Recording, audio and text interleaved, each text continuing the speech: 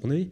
Et puis je vais faire un petit peu comme Monsieur le bâtonnier, un petit retour en arrière. Je suis vraiment très, très content, très heureux d'être en binôme avec Monsieur Grison aujourd'hui, puisque si je me reporte un petit peu en arrière, lorsque j'ai pris mes fonctions de cadre enfance sur Romans en 1991, Monsieur Grison était le juge des tutelles de l'époque. Et l'année 91 est l'année en Drôme, mais certainement dans beaucoup d'autres départements aussi, de vraiment l'émergence très forte des mandats d'administration ad hoc pour les enfants victimes. À ce moment-là, c'était les cadres du département de la Drôme qui effectuaient ces mandats. Donc j'en ai conduit effectivement pendant plus d'une quinzaine d'années, avant le passage en 2000 au secteur associatif, et notamment Chrysalis, l'association Remède et la sauvegarde dans le département de la Drôme. Voilà, donc c'est vraiment avec grand plaisir. Alors, l'intitulé, effectivement, les critères de signalement au procureur de la République, les critères de saisine, et je vais revenir un petit peu en amont, puisque mon propos, du coup, sera en amont de la considération de l'enfant victime en justice, et puisque vous m'avez sollicité, effectivement, pour parler de cette affaire de la cellule de recueil d'informations préoccupantes. Donc je vais prendre appui sur ce qui, pour les professionnels de la protection de l'enfance, est notre socle de réflexion, notre socle d'évocation depuis 6 ans maintenant, qui est la loi du 5 mars 2007, réformant la protection de l'enfance. Alors tout d'abord, je vais juste refaire un petit contexte historique du moment. Les professionnels de la protection de l'enfance, à ce moment-là, étaient très en attente d'une loi. Il faut dire qu'en 2007... nos textes remontaient à près de 25 ans, c'était la décentralisation, et mis à part la loi du 10 juillet 1989 relative à l'enfance maltraitée, qui confirmait le rôle du président du Conseil général dans cette fonction première de prise en compte de la situation des enfants en danger, effectivement, il n'y avait pas eu véritablement, il n'y avait pas eu du tout même de réécriture de l'ensemble de la législation en matière de protection de l'enfance. Donc nous étions très en attente. Pour certains, je pense à M. Rosenweg, le président du tribunal de Bobigny, était en attente d'une grande loi sur la place de l'enfant dans la société française. Certains détracteurs critiquaient le fait de la décentralisation puisque ça opérait des différences de traitement des situations d'enfants d'un département à un autre. Et puis à ce moment-là, comme encore très récemment, chaque année, de situations malheureuses d'enfants victimes, décédés, dramatiques, médiatiques, bousculaient régulièrement effectivement l'ensemble des acteurs locaux pour les situations concernées, et puis au plan national, au niveau des débats, et notamment les débats étaient autour de la question du repérage de ces situations, et au-delà du repérage, bien entendu, de leur prise en compte, de leur traitement, de leur évaluation, et de la prise en compte des enfants en question. Donc cette loi de mars 2007, effectivement, elle est importante. C'est notre socle, et ça va être le socle de mon propos à partir de maintenant, pour les 15-20 minutes, Madame la Présidente. Voilà, après je laisserai la parole à Monsieur Grison. Cette loi de mars 2007, donc elle est arrivée après une longue gestation. C'est une loi de protection de l'enfance. Elle n'a pas eu l'importance que souhaitait, par exemple, le président Rosenweg. Et c'est une loi qui a tenté, qui prend en compte effectivement ce que je viens de vous évoquer très rapidement, c'est-à-dire notamment prendre en compte l'évolution des pratiques, parce qu'en 25 ans, elles avaient notoirement évolué, l'évolution des postures, l'évolution des moyens d'intervention auprès des enfants, alors pas que victimes, des enfants en risque de danger, en difficulté, tout simplement auprès de leur famille. Ce que cette loi a notamment pris en compte, au-delà de confirmer, bien entendu, l'intérêt, l'importance cruciale, première de la prévention, faire en sorte que les premiers protecteurs des enfants, que sont les détenteurs de l'autorité parentale, je rappelle qu'on cite souvent 2 protections de l'enfance en France, en fait il y en a 3. La première des protections, c'est le père et la mère, les détenteurs de l'autorité parentale, l'ensemble des droits et des devoirs ayant pour finalité l'intérêt de l'enfant. Ça c'est dans le Code civil, c'est la première des protections de l'enfant. De manière subsidiaire, lorsqu'effectivement ces parents sont en difficulté, de manière plus ou moins importante, la loi du 5 mars 2007 dispose que c'est le président du Conseil général, ès-qualité, responsable de la protection de l'enfance dans le département, qui doit intervenir, qui peut intervenir et qui peut être en mesure, effectivement, de proposer aux parents et à leurs enfants un certain nombre de moyens d'aide. Et de manière habituelle, depuis cette loi du 5 mars 2007, on a coutume de dire maintenant que l'autorité judiciaire devient subsidiaire. Donc l'autorité administrative, président du Conseil général, est subsidiaire à l'autorité parentale, et l'autorité judiciaire devient une protection subsidiaire et qui n'intervient que si et seulement si un certain nombre de critères, notamment de danger, sont requis pour pouvoir effectivement la saisir. Sur cet aspect, justement, du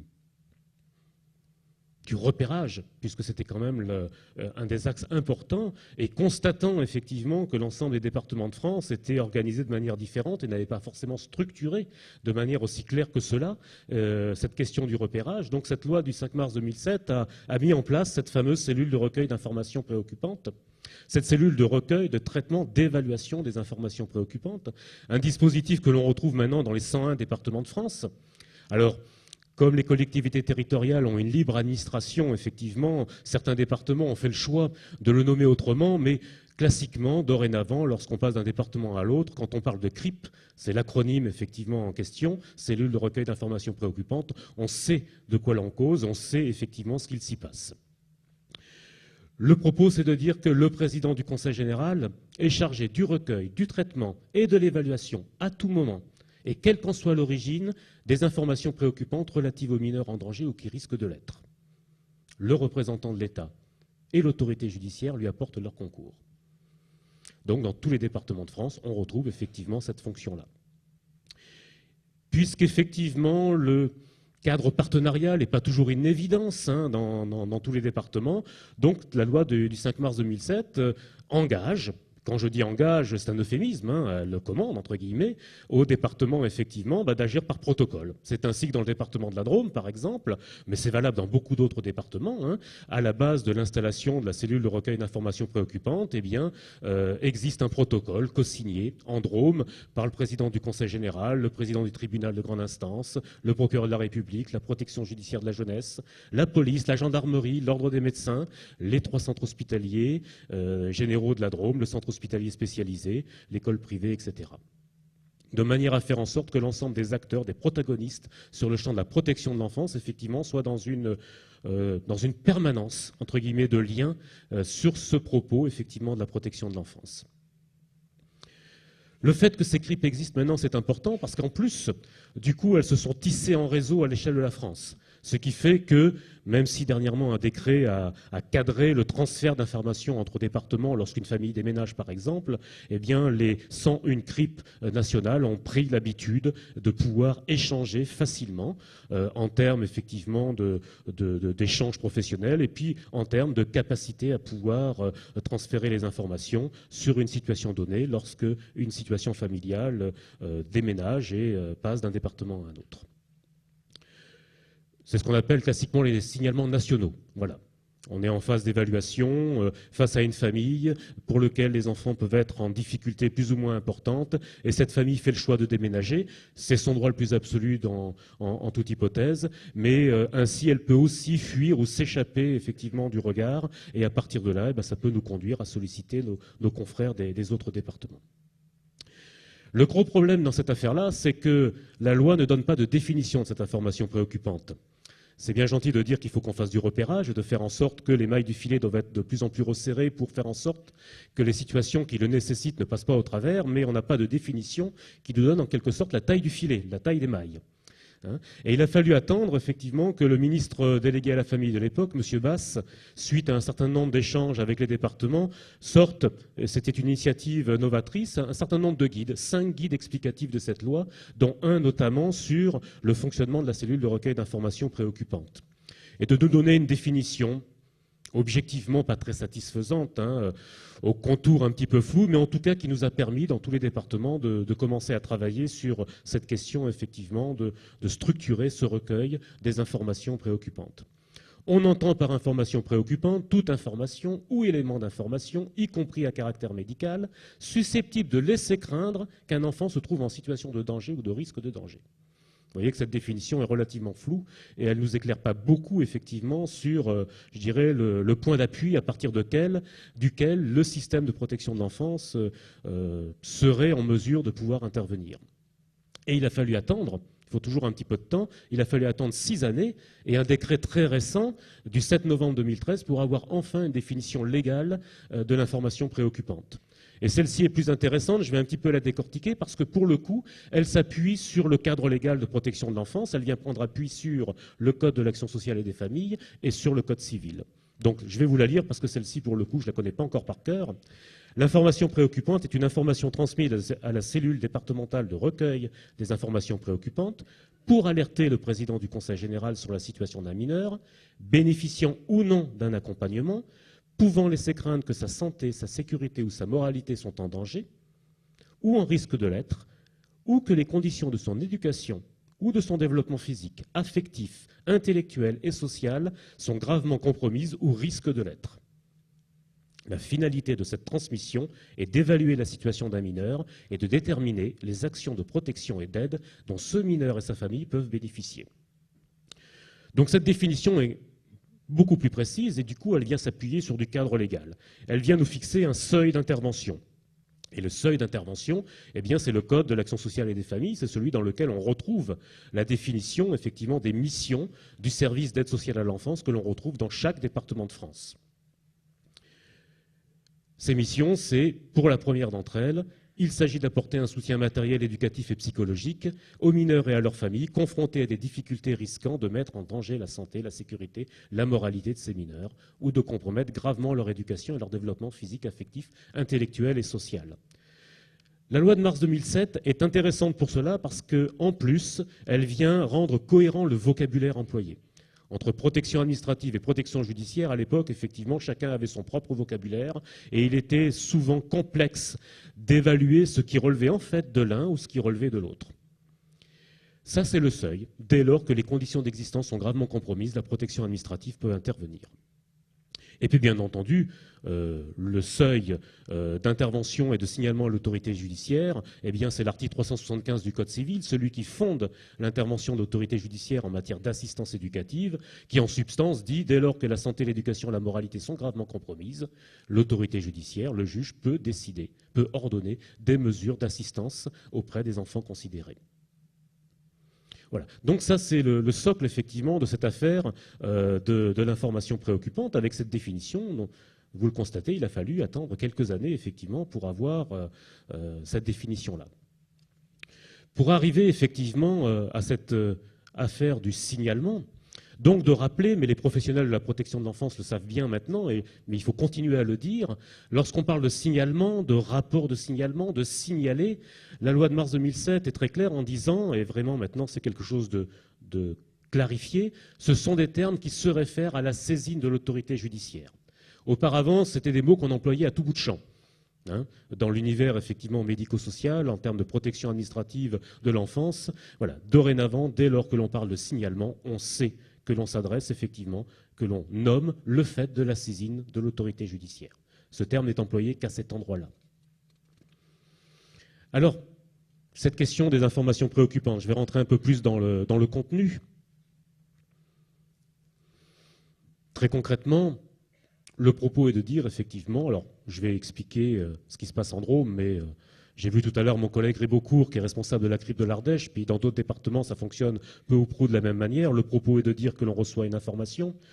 Bien entendu, à ce moment-là de cette réception, on ne sait pas si les informations identifiées dans cette information sont réelles ou pas, sont fondées ou non. En tout cas, on va qualifier effectivement cette information, on va déterminer si cette information est réellement préoccupante, parce que le processus qui va s'engager ensuite est un processus impératif.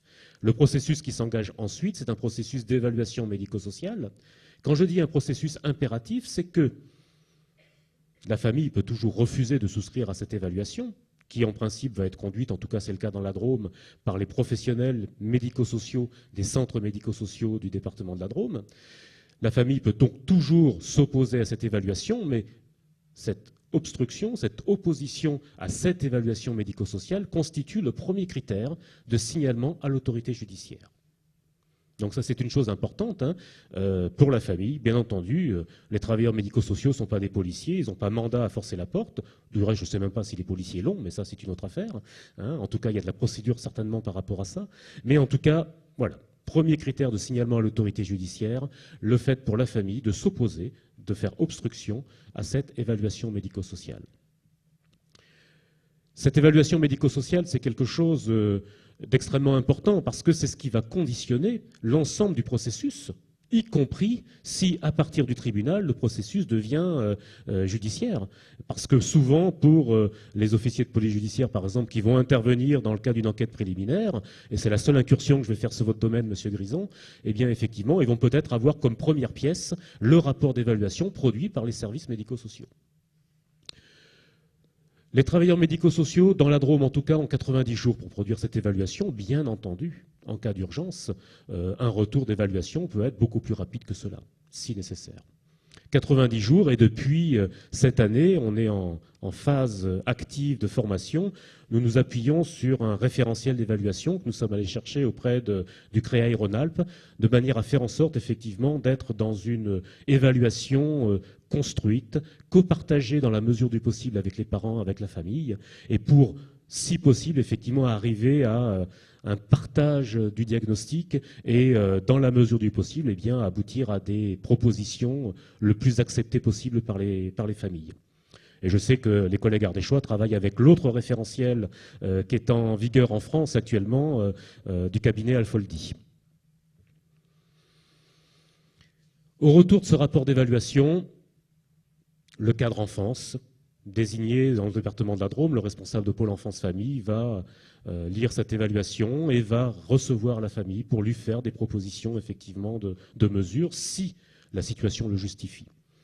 À ce sujet, sur les 950 informations préoccupantes reçues en Drôme chaque année, un tiers font l'objet d'un classement sans suite. Non pas que l'information n'était pas fondée, mais tout simplement parce que cette évaluation médico-sociale, qui constitue une intervention au sein de la famille, a été souvent suffisante pour permettre effectivement de pallier aux difficultés. Deuxième cas de figure, pour un tiers de ces situations, on va pouvoir proposer, parce que les difficultés éducatives sont réelles, mais on n'est pas sur le registre de la maltraitance, des sévices, etc., proposer des mesures éducatives de maintien à domicile ou d'accueil. Et là, on va arriver à un possible deuxième critère de signalement à l'autorité judiciaire, qui est lorsque ces familles vont refuser ces moyens d'accompagnement, dès lors que l'on considère que ces moyens d'accompagnement seraient fortement utiles pour éviter effectivement que la situation ne s'aggrave. Et puis enfin, pour un tiers de ces informations préoccupantes, nous allons produire un signalement à l'autorité judiciaire. Donc l'on va aviser le procureur de la République. La loi du 5 mars 2007 propose une troisième circonstance de signalement à l'autorité judiciaire, c'est dès lors que l'on a pu, donc je vais jusqu'au bout du processus, proposer à la famille une mesure éducative, dès lors qu'on a pu mettre en œuvre cette mesure éducative, c'est lorsque l'on peut faire le constat effectivement de l'inefficacité de cette mesure éducative. C'est le troisième critère effectivement de signalement à l'autorité judiciaire. Ça, c'est ce que fixe la loi du 5 mars 2007. Et puis, il y a eu une loi complémentaire avec article unique le 5 mars 2012, donc 5 ans après, qui effectivement a fixé un quatrième critère de signalement à l'autorité judiciaire, toujours dans ce propos du repérage et de ne pas perdre de vue les situations d'enfants en risque de danger ou de danger, et de faire en sorte que des situations s'échappent du coup du contrôle social, il faut être clair, que l'on propose à ce moment-là. Cette loi du 5 mars 2012 propose effectivement que si le processus d'information préoccupante, si le processus d'évaluation, si une mesure éducative, administrative ou judiciaire est rompue par le fait du déménagement, du départ de la famille, à ce moment-là, l'autorité administrative est en situation de devoir signaler à l'autorité judiciaire la situation de l'enfant en question. Alors bien entendu, cette loi de mars 2007, elle parle d'un terme générique, les enfants en danger ou en risque de danger, et elle donne ce que je viens de vous dire, c'est-à-dire un traitement de situation qui s'inscrit dans un certain processus. Par contre, cette loi de mars 2007, elle ne vient pas atténuer ou elle ne vient pas effectivement supprimer des critères de signalement qui existaient auparavant et qui, pour ceci, on va les retrouver au niveau du code pénal. Et pour tous les professionnels, je vais citer deux articles que n'importe quel professionnel doit à peu près connaître par cœur, le 226, 13 et 14 du code pénal, les deux articles relatifs au secret professionnel. Le 226, 13, le principe, quand on est professionnel, on est soumis au secret professionnel. Le 226, 14, qui lui vient nous dire effectivement que lorsque l'on est professionnel, on peut être autorisé, et on doit même, informer les autorités administratives, sanitaires ou judiciaires de toute situation de privation ou de sévice, y compris lorsqu'il s'agit d'atteinte et de mutilation sexuelle, dès lors qu'on en a connaissance concernant un mineur notamment. Alors ça concerne les majeurs vulnérables, etc. Mais pour l'objet d'aujourd'hui, ça concerne les mineurs. Le deuxième alinéa de cet article s'adressant spécifiquement aux médecins et leur disant qu'en la circonstance, ils n'ont pas forcément l'utilité effectivement à recueillir l'accord de leurs patients et qu'ils doivent pour eux signaler directement au procureur de la République. À ce sujet, la loi du 5 mars 2007 a rajouté une clause sur cette affaire du secret professionnel que d'aucuns ont des fois impérativement nommé sur le secret partagé. Ce secret professionnel n'est pas si partagé que cela. La loi du 5 mars 2007 dit simplement et uniquement que des professionnels soumis au secret professionnel, agissant dans le cadre d'une évaluation d'enfants au titre de l'information préoccupante, peuvent échanger des informations à caractère secret dans l'objectif effectivement de cette évaluation et de la prise de décision, avec la réserve d'en informer préalablement les parents, sauf si l'intérêt de l'enfant commande le contraire. Donc ce 226.14, il parle de sévices. C'est à cet endroit-là qu'on trouve ce mot-là. Et du coup, et je vais rapidement arriver au bout de mon propos, sur la question effectivement de sévices, ou plutôt la question de la maltraitance. Au niveau national, l'Observatoire national de l'enfance en danger, l'ONED, qui a une fonction effectivement d'observation de la thématique de protection de l'enfance, continue dans son recueil de données à s'appuyer sur des définitions de la maltraitance qui datent de 2001.